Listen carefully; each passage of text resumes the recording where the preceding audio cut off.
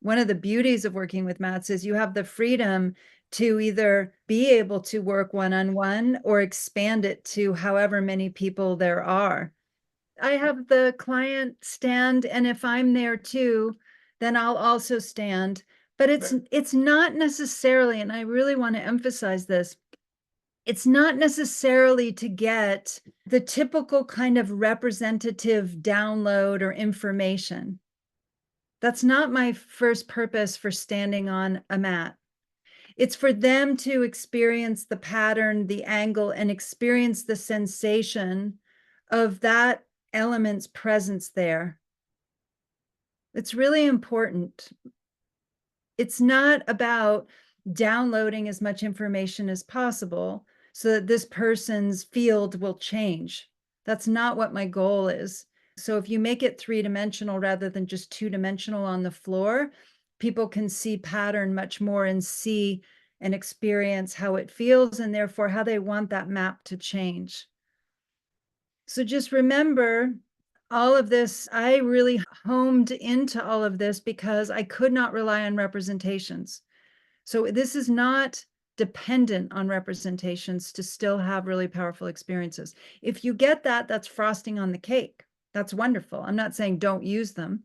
And certainly if I'm standing on a mat, I will check in with what I'm feeling. And then I have to decide as the facilitator how much information is helpful in this situation or how much is just going to inform me to what I do next or how my hypothesis might change, how my guidance will evolve.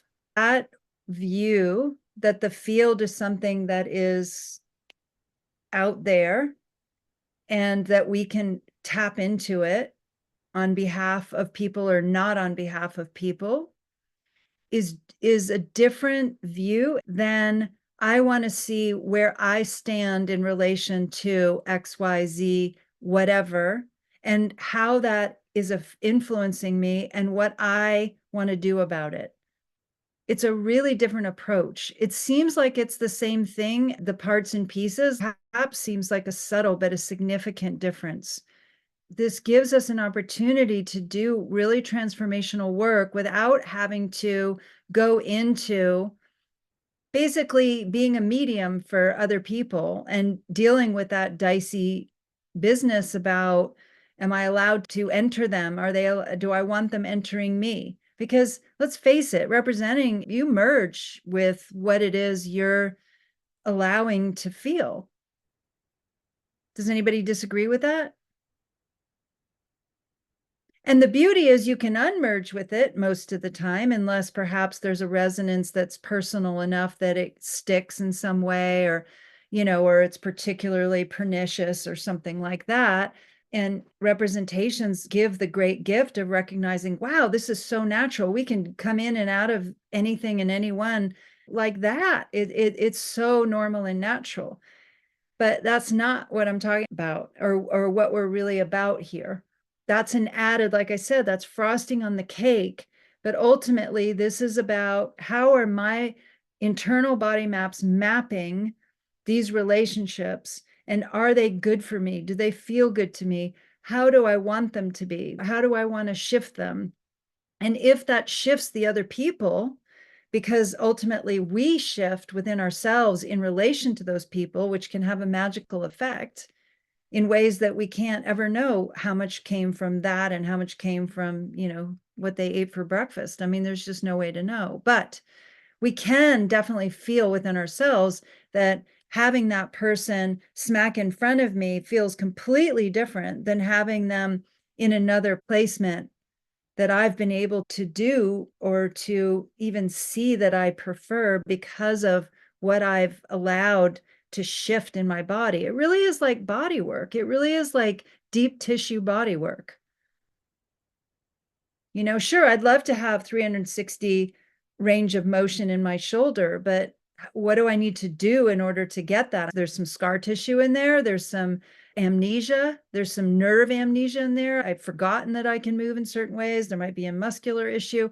We've got to move through that so we have this fuller range of motion in relationship to any given person or thing. And of course, representing is great. I just want to make that really clear.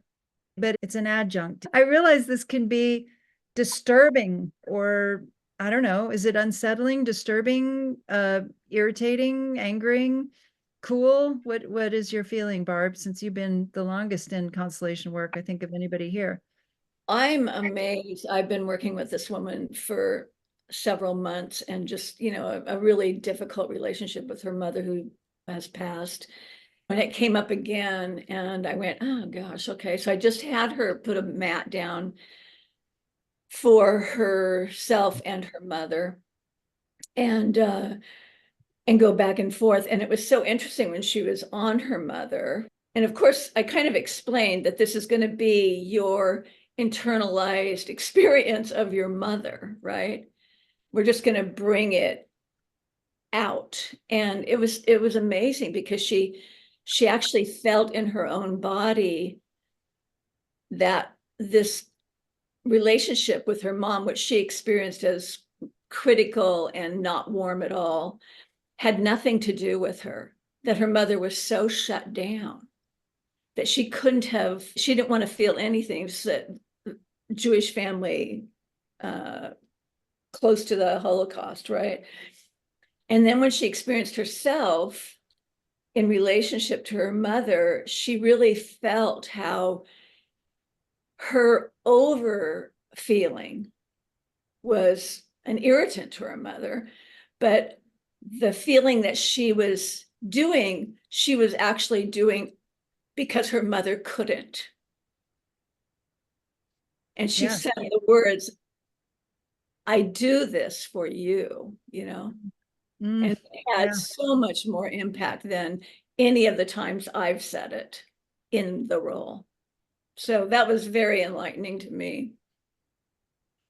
So was she getting this insight about her mother based on representation, though? Or was it also, because of course, if you ask somebody to represent your mother, for example, then unless the facilitator pulls them out and has you stand in, you're not going to get that perspective. And that is one of the things working with Mats in constellation work, or in the work that I'm doing, that it gives you the fluidity to be able to change your stance, literally your position. Mhm.